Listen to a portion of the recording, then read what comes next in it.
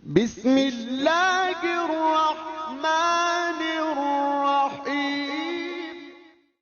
La yakun ta'akhuru amadil ata' ma'al ilhahi fid du'a mujiban liyaksika fahuwa dhamina lakal ijabah fima yakhtaruhu laka la fima takhtaru li nafsik wa fil waqtil ladzi yurid la fi waqtil ladzi turid. Jangan adalah keterlambatan masa pemberian ma'al ilhah fid du'a, beserta terus menerus dalam berdoa. Mujiban itu menjadi faktor atau penyebab bagi putus asa kamu. Fahuwa dhamina laka al-ijabah, maka adanya Allah telah menjamin bagi kamu akan penerimaan doa pada apa yang dipilih oleh Allah akannya untuk kamu, bukan pada apa yang kamu pilih untuk diri kamu, dan pada waktu alladzi yang Allah tentukan, bukan pada waktu yang kamu sendiri tentukan. Jadi tanya dalam berdoa oleh Ibn Athaillah disarankan jangan ada istilah bosan. Jadi tidak ada istilah bosan dalam berdoa. Tertundanya pengabulan doa, penerimaan doa, yang baik ke faktor yang membuat tanya berputus asa. Janganlah karena kelambatan masa pemberian Tuhan kepadamu dalam doa, padahal kamu telah bersungguh-sungguh dalam berdoa.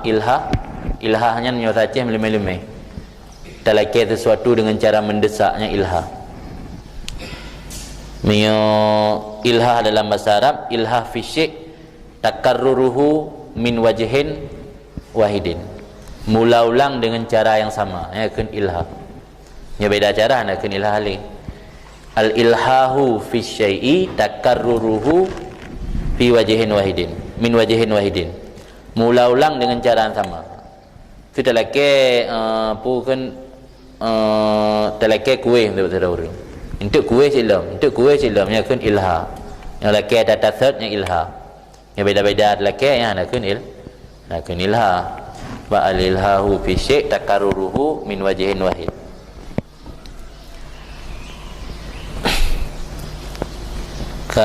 Maka ini ma'al ilhah kan. Janganlah karena kelambatan masa pemberian Tuhan kepadamu waktu dalam doa, padahal kamu telah bersungguh-sungguh berdoa,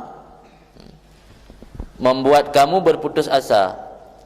Sebab Allah menjamin untuk menerima semua doa menurut apa yang dipilihnya, bukan menurut apa yang kamu pilih, dan pada waktu yang Allah sendiri tentukan, bukan pada waktu yang kamu tentukan.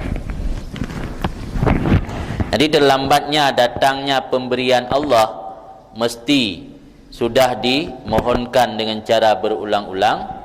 Janganlah membuat kita patah harapan atau patah semangat atau putus asa, karena Allah menjamin untuk mengabulkan permintaan kita sesuai dengan apa yang Dia pilihkan untuk kita, bukan dengan menurut keinginan kita.